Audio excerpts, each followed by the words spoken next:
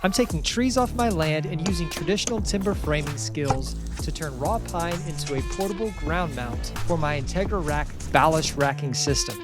Here in part 1, we're going to cover the woodworking, and then in part 2 on Home Energy Independence, my second YouTube channel, we're going to cover the IntegraRack and solar panel build.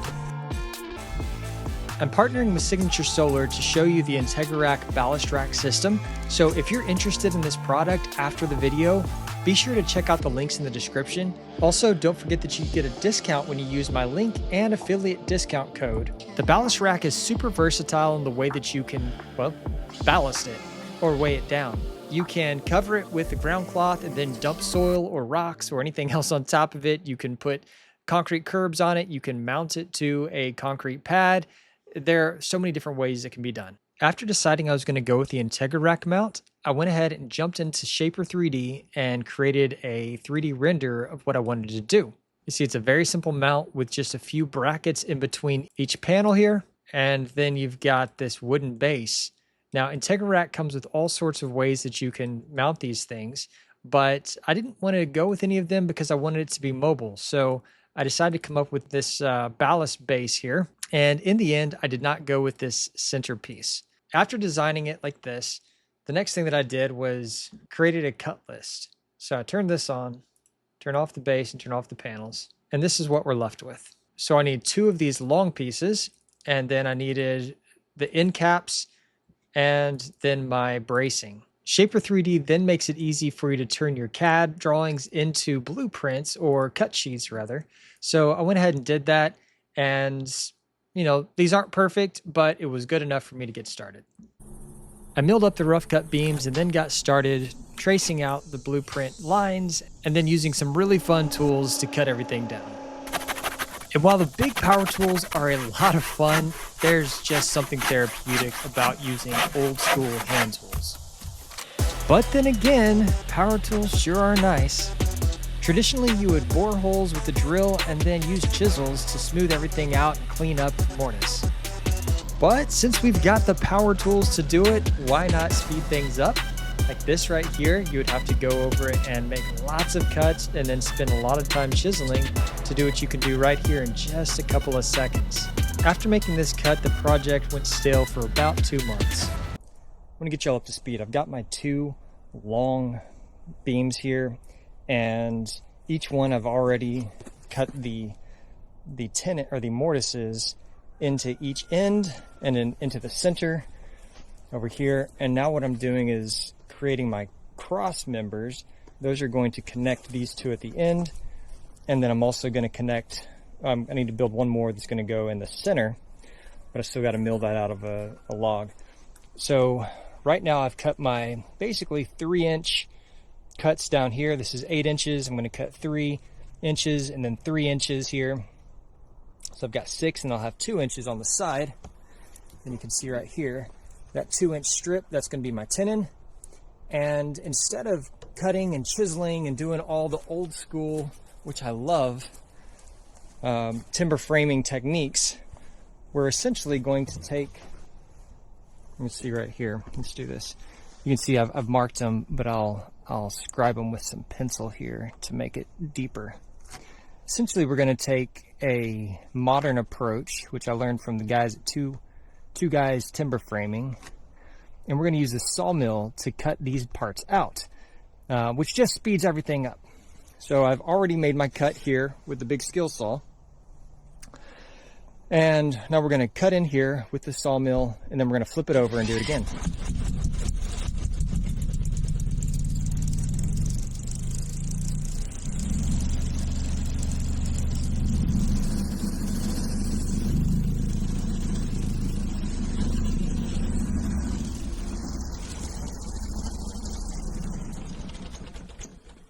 They're kind of just barely on there. We'll cut it out just a bit and be done.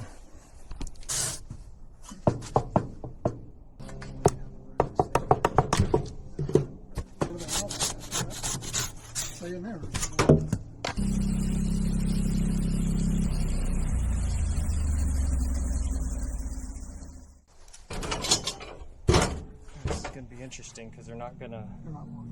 Well, we ran into an issue, and that is when we cut this piece here, then we don't have enough length on the bunks.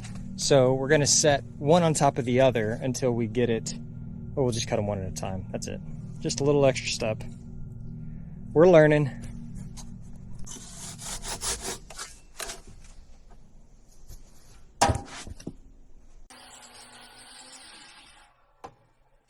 If it's not clear by now, this is my first time building anything with traditional timber framing, and I'm a little out of my element. I took an incredible course from the Shelter Institute online a few years back, but I probably should have spent more time looking at it more recently because I just made a bunch of rookie mistakes. And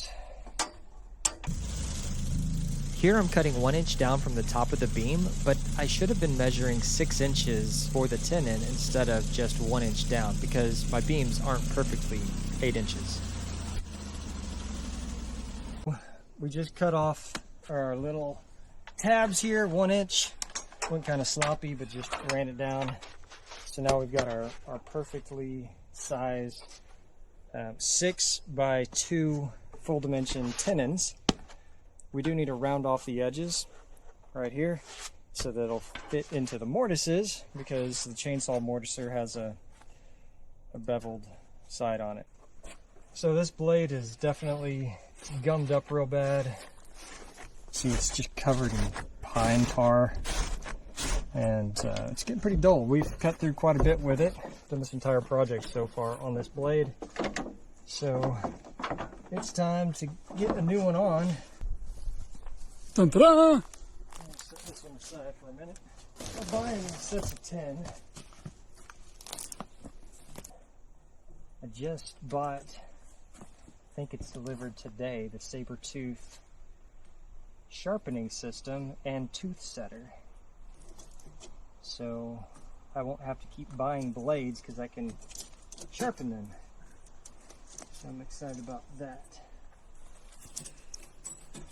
It's a nice little holder they have set up for you from the factory.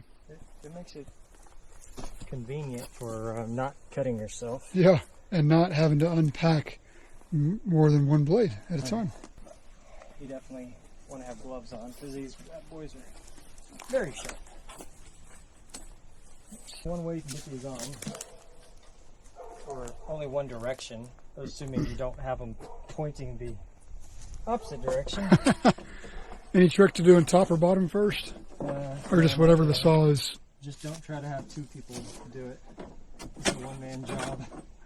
I can see how you're working on that side and whatever you're doing makes it jump out and bite me on the other side. All right. Don't want to do that. Not worth it. So this is a good time to go ahead and, actually I'm going to hit this with the blower. This is also the time to go ahead and grease up your, about every time I do a change, I put more grease in here. However, I'm not going to do it right now because I don't want to walk up to the house. Get your grease gun. But I twisted this 15 half turns. So I'm going to go back 1, 2, 4, 5, 6, 7, 8, 9, 10, 11, 12, 13, 14, 15. And then... So it's just as the blade gets hot and stretches, you're tightening it? Sometimes, or if you get a different brand and the blades are a different size. But generally once it's set, it's set. And then you can see over here, you've got the tip of the tooth and then the gullet. And that gullet needs to be basically flush with this. And so I'm going to spin it around.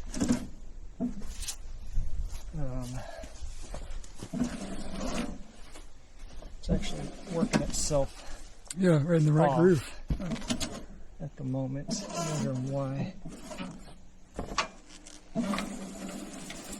There it goes. It's kind of getting in there. There you go.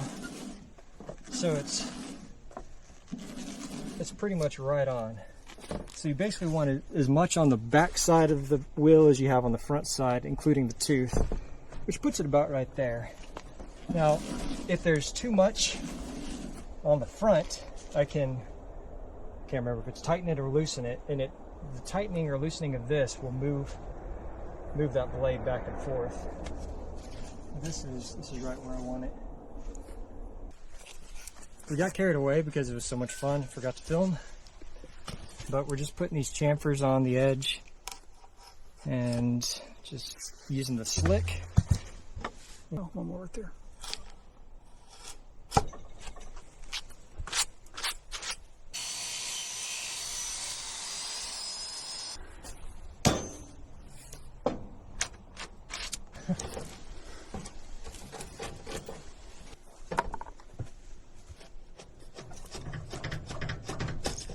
This is the part that Eric makes look so easy. He has a good tool, but he also has a good internal level. That's what it is. My inclinometer is spot on. You know, next time we just need to turn the bandsaw like sideways with the sawmill saw. Just angle it, you know? Yep. So that we can run cattywampus wood through it. Yep. I think I've got everything cut up that I need to cut. We've got a knee brace here. We've got our 2 long pieces. Got another knee brace. This one actually looks better than that other one. And then our 2 end pieces. So the goal this morning is to attempt to fit them together, to dry fit them, and see how it looks. And we'll go from there.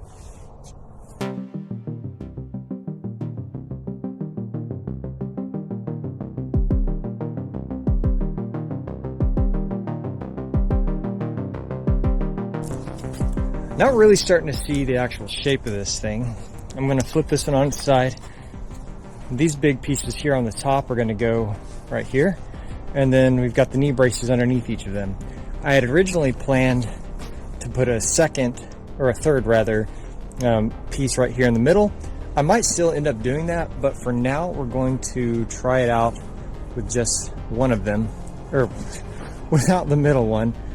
I've got my knee brace pocket already cut here and here. It's underneath it. It conveniently worked out where I took these little 3-inch pieces and put them underneath the forks, and it made this perfect workbench. So I'm interested to see how this turns out. I have never assembled anything like this before, so I'm hoping it'll go well. Let's see. Let's go ahead and flip this guy on its edge. Slightly heavy. And we're going to dry fit it. And then after it's dry fit, come back, take it apart, and then we'll do the final reassembly. But this bit, and these timbers are heavy.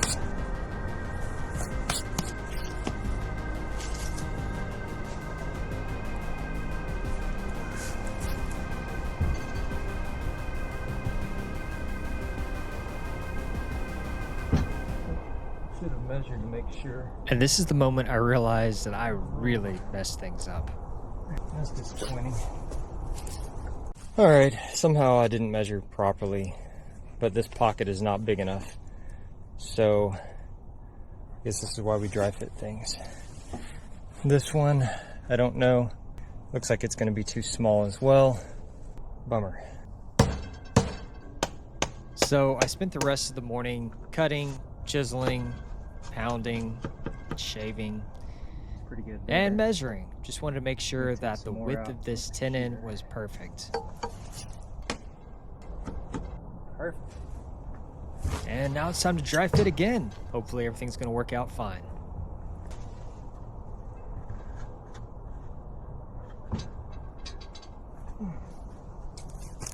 Should probably get a sledgehammer. Or maybe you should measure again.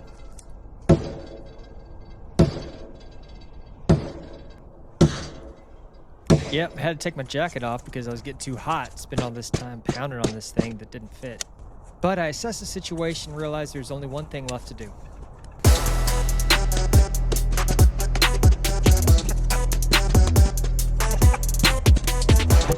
Don't judge me, I learned slow. But anyway, moving on to the knee braces. I needed to go ahead and pull it a little bit tighter, so I used the ratchet strap here. And I'm gonna pull it super snug so that I can then measure to make sure the knee brace is in the right position. Right. And then measure it, and then take it apart and cut it.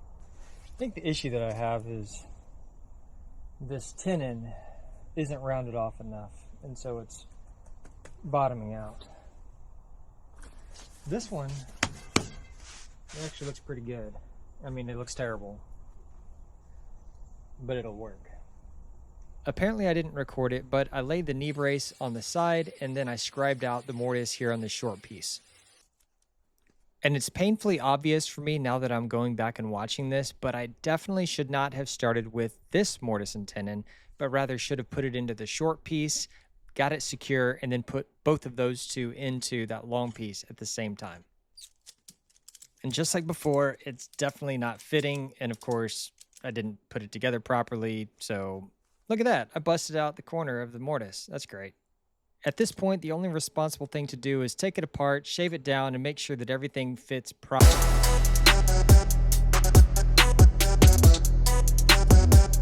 I think that's as good as I'm going to get on this one until I get the other side in. You know, you'd think I would learn from my mistakes and I would go back, remeasure things, and actually just do it right. But you know, I figured I could just muscle it in, so that's what I did. I just took the sledgehammer and beat the living daylights out of this thing, and eventually got it kind of in. All right, I did some work to get this thing where it needed to be-ish. And so I've got this come along here, or this ratchet strap rather, another one over there. I've kind of got that one pretty well figured out. Now, I do want to show you how I'm working to make sure that it's square. So there's a 3-4-5 rule here. I can go 3 feet. Actually, I'm going to do 4 feet here, which is 48 inches. And then I can go 48 inches, so that's 4 feet this way. I'll go 3 feet this way, 36 inches. And then I'll go 60 inches from here to here. And if it lines up properly, then this is square. It's the 3-4-5 method, or 3-4-5 something or another. So I am slightly off. It's easier if I have all of my hands, both of them. So I can get it down there and get it right here. So I need to actually take it that way a little bit. So I've got to loosen up this strap. And then I can get it torqued back that way just a little bit. And then once I do, hopefully this will close up just a little bit more. I cut it. It was all sloppy. And then I'm going to, I was going to put some posts, some actual dowels in here and do this true timber framing style. But I think I'm going to go with screws or nails. Also, I'm so disappointed. I don't understand why I've blown out all of the ends on my timbers here. This is disgusting, and it really makes me sick. So I think I need to leave 2 inches instead of just a single inch. That might help. Also, I need to make sure that I'm not pushing the boundaries of how wide these are. I was really trying to make sure that the width was perfect, and it just blew them out. So that's super disappointing.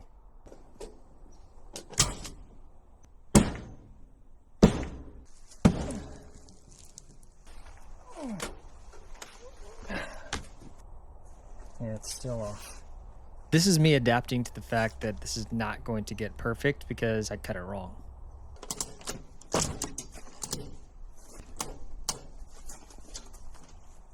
I'm not sure if it's moving at all yet.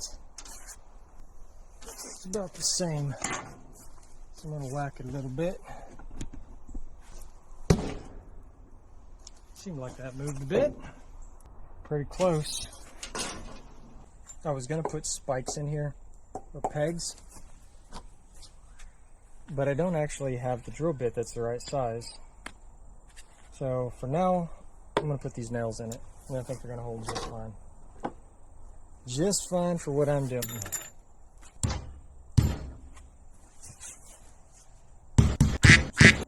If I can hit it. I don't think that's going anywhere. Is it true timber framing? No. Would I like to do it perfect? Yes. Am I worried about it? Not a chance. That ain't going nowhere. That's the last one. It's either gonna hold together or it's not, and I'm kind of okay either way. 2 in here, 2 there, 2 there, 2 there, 2, 2, 2, 2.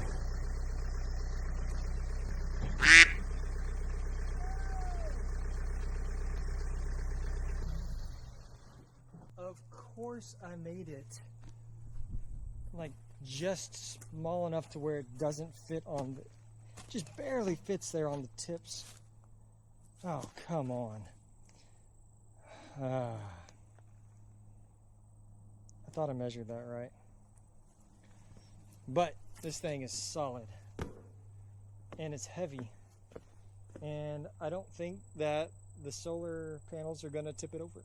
Hey guys, it's the next day, and it rained last night. Actually, it rained this morning, so everything's a little wet, which is kind of a bummer, but it actually helps out because we're going to be doing some charring. I did this last night, and just kind of a test to see how easy it is to do this. The goal is to waterproof, and I don't know about waterproofing, but to make the logs rot and bug resistant. So that's what we're going to be doing. But before we do that, we actually need to make a spot where these forks can slide up underneath this a little bit easier. And to do that, I think I'm going to flip it over, and then I'm going to lay the forks on it and then draw them out or trace them out.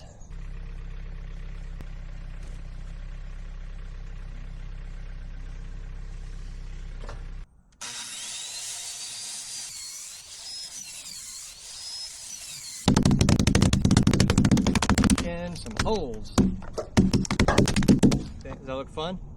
You gonna do it next time? All right. And then I'm gonna cut this one. Okay. And then we'll both knock them out together. Okay. Wait. I bet we can find another hammer. It's super satisfying. It is. So when you hit it like this, it ricochets on Throwing stuff at the camera. Mine are actually harder to knock off. I could do better if I keep them in larger chunks. So we've knocked it out. I'm not worried about getting it super smooth here, but I did put a little chamfer on the edge of this.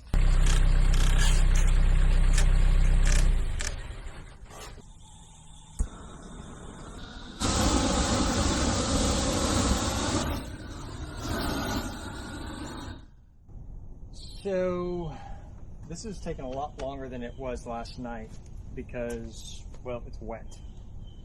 So I'm going to try the other side and see if that goes in quicker. Let this dry out a little bit. This is a 1 million BTU torch, by the way.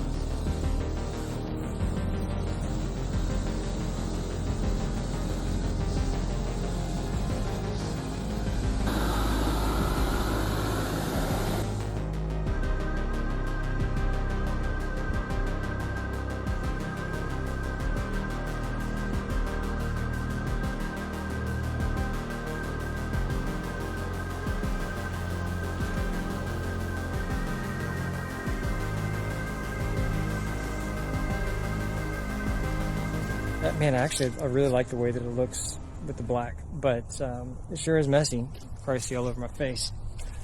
So now we've got the pallet here. We've got the IntegraRack mounts. I've got a disconnect switch, and then the solar panel.